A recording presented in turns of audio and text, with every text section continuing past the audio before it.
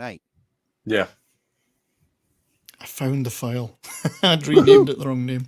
I spent a lot of time making these. So this is my top 5 Keith Moon adventures, I'll call them. And let's see if you guys agree that these are the top 5 or if I've missed any of the big ones. And there are a lot, let's face it. So look at these fantastic graphics. Number 5, Keith passes out behind the kit. Oh my. This is at the Cow Palace in California in 1972 or something? 73. 73. Quadrophenia tour. Keith, before the gig, apparently took a horse tranquilizer or two to calm himself down because he was a bit nervous or whatever for the gig. There are some talk it was his girlfriend gave it to him, but and he goes out and he plays the gig and he doesn't play particularly well and he gets through quite a few songs, like 15 songs in, and he collapses over the kit during. I don't even think it was. I think it was more like 3 songs. Yeah, so their playing won't get fooled again, and you know the bit with the big drum bit where he's supposed to come in. Nothing happens. The band turn around, look around, drum kit's empty. He's fallen over and collapsed. So they finish the song without him, no drumming. They go off, come back on half an hour later. He's with them. They sit back. He sits back behind the kit, and they play Magic Bus. And they're getting to the end of that song, and that's what happens. He collapses over the kit. They drag him off. Much to the delight and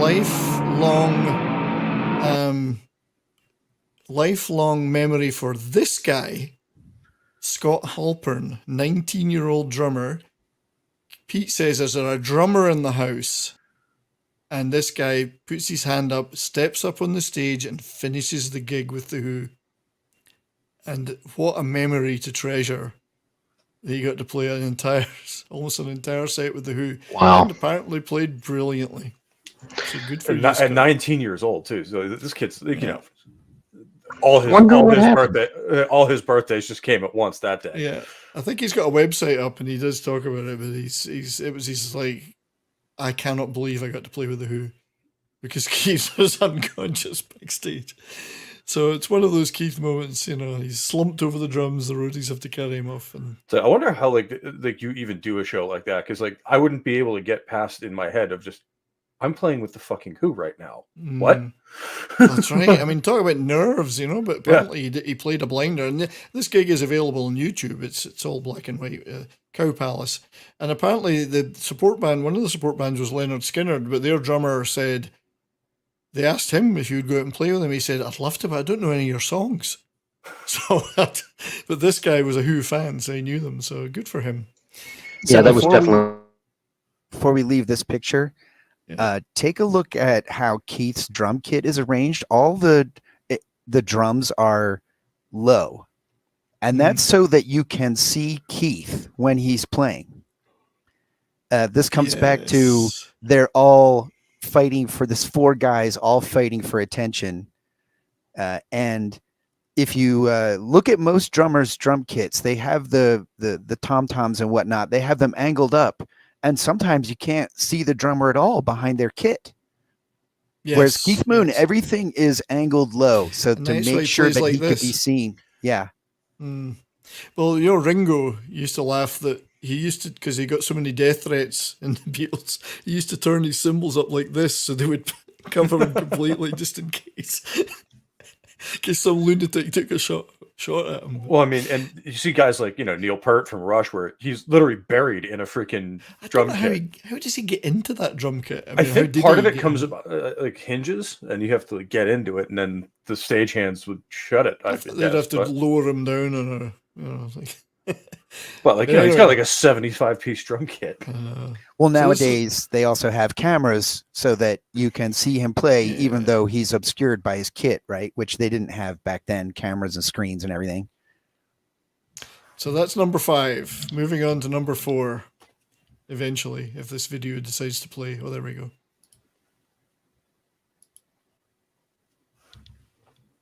Keith loves to dress up. And the particular one I love, and it's his performance as Blackbeard, played by Robert Newton, which is actually Legalize's avatar today. He's got the hat, he's got the parrot, and he could do the accent brilliantly. If you've ever seen that movie, Blackbeard, the pirate movie. So he was a big fan of Robert Newton. He used to go around, whatever. But he loved to dress up as a jester. He would dress up as a toff with a top hat. He did the S&M sequence, which I think is in The Kids Are All Right, where he's got the leather gear and he's getting whipped by some woman. It's a guy. Keith loved to dress up. So consummate showman. He was. He loved attention. And and good point that Legalize brought up. They all four did, right? That you got that the lightning in a bottle that hit, and they were just showmen. And you knew you were going to have a good time, because when they were on stage, they were all having a good time. They also this tension and competition between them, which sometimes would literally break out into a fist fight. But this dynamic between the four of them, Keith and John kind of palled around together, but Roger didn't really pal around with any of them. And Pete wanted to fit in with Keith and John, but didn't quite. And so they're like four guys that are angry at each other. And in the early period, this is true for sure. But it results in a tension and an intensity that comes out in their music. And I don't think, if they were all good friends, I don't think we would have gotten any good music out of them. That's a very good Roger point. And Pete became friends much later in life, but they came to fist blows at times. Well, Roger was thrown out of the band for punching Pete on stage, and he had to apologize and promise he'd never do it again before they would let him back in. I did not know that. He himself had walked off the stage before as well, because the rest were all fucking about. So, but yeah, the four of them were very different. I was going to talk about the Quadrophenia section later, but very, very different personalities. Keith got kicked out briefly as well for, popping too much speed when they were in their mod phase. We've all done that. That was back when Roger was nominally the leader of the band. That's another advance on the punk movement, because they were big into speed too. So, they were getting ahead of the... So that's Keith dressing up was always good for fun. Did it a lot in various scenes, and particularly his Robert Newton impression. He could have been Robert Newton. They could have cast him. But number 3, I feel, is the opposite of that. It's Keith undressing, because he liked to do that too.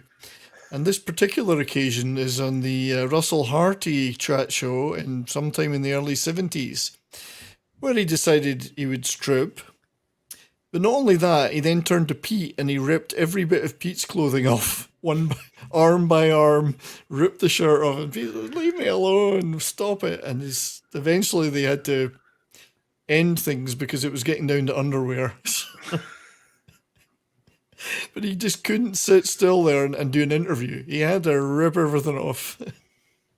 And there's also the famous photo, which I can't find now on the internet. It's been scrubbed, of Keith doing his tribute to Burt Reynolds' Playgirl spread. Oh, the nude bellboy picture, the nude bellboy. So he didn't have the greatest body. He was a bit of a slob, but he loved to strip off. So bless his soul. Just like 70s rock fan. Just like me, yes. Although I've got a much better body. Number 2 for me in the Keith moments of all time is Keith blowing up his drums, which we saw a little bit earlier.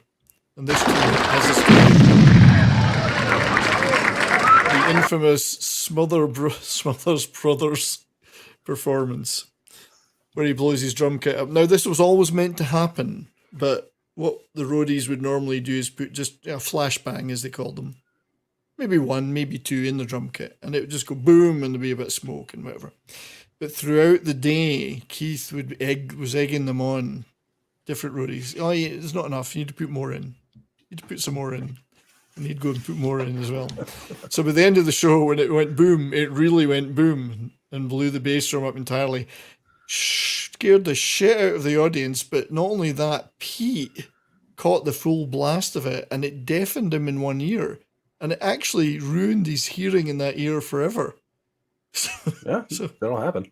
he absolutely screwed up Pete's hearing, which I don't know how Pete forgave him for that. But so he did like blowing things up, toilets, televisions, you name it, which must have got a bit irritating when you lived with him, I guess. But that's a different story, his domestic life. Not a man to be proud of domestically, but... So anyway, that was number 2. But number 1, well, there can be only one, and we do need to talk about this story because it's... Is it true or isn't it? So apparently Roger claimed... No, everybody claimed, including Keith, that he'd driven his Rolls Royce into his swimming pool. And indeed, there are many photoshopped pictures showing Rolls Royces in his swimming pool, this being one of them. And Oasis recreated it for one of their album covers as well. They did the same stunt in the same pool. But did this actually happen is the question. So well, all of them say it did, but yeah. So I'm gonna. Was it his swimming pool, or I thought it was a hotel swimming pool? Well, I've heard hotel swimming pool. This is it. The story grows. See, the story I remember is it's Keith's 21st birthday in Flint, Michigan, and it's the same incident where he knocked out his front tooth. He slipped on they had a huge birthday cake that had marzipan icing all over it, and he slipped on the marzipan icing and knocked his front tooth out. And that's the same night where the car ended up in the pool. Well, that is one story. There's another story that it was other people say it was the Rolls Royce. Now, apparently he did drive his he couldn't drive as well. He didn't have a license, not till much later. He did apparently drive his Rolls Royce into a field and he got stuck there. But this article from Music Radar, did Keith Moon drove a Rolls Royce into a swimming pool on this day in 1967, or did he? Now, this was in August 2021, and he would have been 75 then. Isn't that amazing to think he would have been 76 this year? Incredible. But his 21st birthday in 1967. This is the Flint, Michigan story. So they were supporting Herman's Hermits. Can you believe that? The Who were supporting Herman's Hermits. They used to put these weird packages out. They have the Monkees supporting Jimi Hendrix or the other way around and whatever. This is another one of the weird ones. So apparently Moon says, and other people say, he drove a car into this pool at the Holiday Inn. Lincoln Continental, though, not a Rolls Royce. And apparently he says he was stuck under the water, managed to get out. But the bit that I found particularly interesting, and I'll see if I can expand it, is the story grew. The Lincoln became a Rolls Royce, and the Rolls in the swimming pool has since become a mainstay of rock mythology, a perfect image of rock and roll excess. Now, Oasis recreated the image for a cover of the third album, Be Here Now, but did it actually happen? Even the people who were there aren't sure. DJ Peter Kavanagh of WTAC Radio was at the party. I heard the ruckus, he said. I went outside and the first thing I saw was the vehicle in the pool. We all had several beers and some other stuff too, so things can get a little cloudy, but I clearly remember seeing the vehicle in the pool. However, Barry Whitwam, the drummer for Herman's Hermits, remembers differently. There was no car in the pool, only all the pool tables and chairs, and Keith never came back dripping of water. Peter Noon of Herman's Hermits says it's never happened. He would just tell stories and he forgot what happened. By all accounts, though, Herman's Hermits were hit with a bill for $25,000 for new carpets, wallpapers, and ceilings by Holiday Inn. Should never have stayed at the same hotel as the Who. Nope. Now, That's just a bad idea. It is a bad idea. You're going to get stuck with that bill whether you like it or not. The Who's Roger Daltrey, however, remembers it differently. I saw it, he says. We paid the bill for the damages. It was $50,000. It's vague now, but I just remember the car in the pool. But then I read in the biography Dear Boy by Tony Fletcher that it never happened. So maybe I've been living someone else's life. I just don't know. And his bandmate John Entwistle disagreed. He never drove a car into the swimming pool. He couldn't even drive. So there you go. Did it happen or didn't it happen? What do you think? The story that I remember was that the car ended up in the pool, but Keith was not the one driving. Right. It was just a huge party that got out of hand. Keith claims he did. They got though. banned from all the Holiday Inns. They to never be allowed to stay there again after this incident too. That's right. Which Well- that takes some doing to get banned from a Holiday Inn. Like that's Well, you I need know. to Well, really Holiday go Inn- above and beyond. Holiday Inn is now kind of a low rent kind of shithole hotel chain, Yeah. but back then it wasn't. Well, there is a particular image of that I need to try and find. Forgive me if I. I did Something. find the photo of him as the bellboy. I put the link in the the Oh, the right, nude yeah. reclined on You the found couch. It good because I could not find it. I'm looking for the photo of Keith standing in front of the Holiday Inn. Holiday Inn marquee. It says like "Happy Birthday, Yes, Keith" or happy something like birthday. that. I found it. I just found it. Yeah, hang on. So yes, the whether it's the same Keith or not, I don't know. I think it is. Yeah. So here's here he is standing in front of Holiday Inn. Happy birthday, Keith. This was probably just before he blew up that sign. Yeah, probably. So let me open that other one. Yeah, sorry. So now I'm not condoning any of this activity. Trust me.